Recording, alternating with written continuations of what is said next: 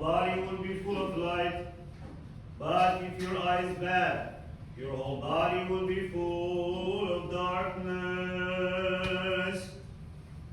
If therefore the light that is in you is darkness, how great is that darkness? No one can serve two masters, for either he will hate the one and love the other, or else he will be loyal to the one and despise the other. You cannot serve God and Mammon. Therefore I say to you, do not worry about your life, what you will eat or what you will drink, nor about your body, what you will put on. Is not life more than food, and the body more than clothing?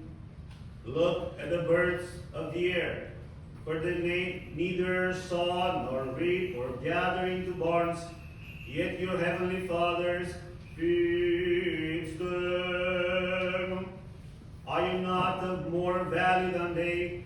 Which of you by worrying can add 1 cubit to his stature? So why do you worry about clothing? Consider the lilies of the field, how they grow.